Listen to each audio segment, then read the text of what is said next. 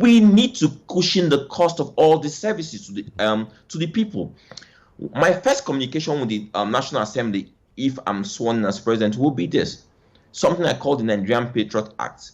It's an act that simply says that we are all in this together. So if you are a public servant or a civil servant, right, it means no borehole in your house.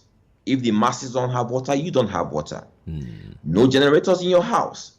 If the masses don't have light, you don't have light. No policemen guarding you. If the masses don't have security, you don't have security. No using of flight. Use our roads so you know the dilapidated state of our roads. No foreign education for your kids. If the masses use those public schools, your kids, your family, they should use those schools. No foreign hospitals. Use the public hospitals. Now, if we all use the same services, we'll have a coordinated approach towards ensuring that those services work for everyone. It sounds, Mr. Kachikwu, don't you think all these things you're saying sounds quite draconian? I mean, if I have my money and I can afford to get private security, or I can afford to go treat myself abroad, why should any president stop me? Remember what I said is I'm addressing public servants. Yes, I'm speaking as a public servant. There's no public servant that can afford foreign medical care. There's no public servant that can afford foreign education. You don't think that's you don't think that's really flawed? You don't think so? That's what I'm saying. If we look at our salary scale today, there's not one public servant who can afford this. How do they afford this? We need to understand that we all have to share equitably in the sufferings of Nigerians. If we continue a situation where only the masses, only the poor people continue to bear the brunt of Nigeria's failure, you will get one day a revolution that the world has not seen before.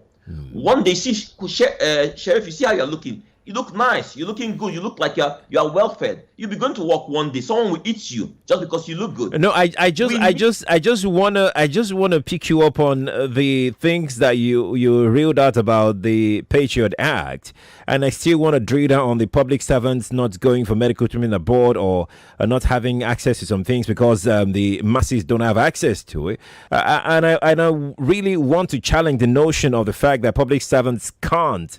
I mean, you use the word can't afford medical treatment abroad. I think that argument is flawed, Mr. Kachikwu. I really think that it'll be a bit draconian. Okay, so tell you what, right? Yeah. A public servant in Nigeria, what's the salary of Nigeria's president, for example, right? The Nigerian president, let's say, assume in a given year earns about 12 million naira, right? Earns about 12 million naira in a given year. Do you think it's morally right, first of all, for the Nigerian president to be treated overseas in a country of 200 million people, in a country called Nigeria? That's number one. Number two, if you as a Nigerian president earn an average of 14 to, let's say, 18 million naira, and you stay 3 months in a foreign hospital, how has that been funded?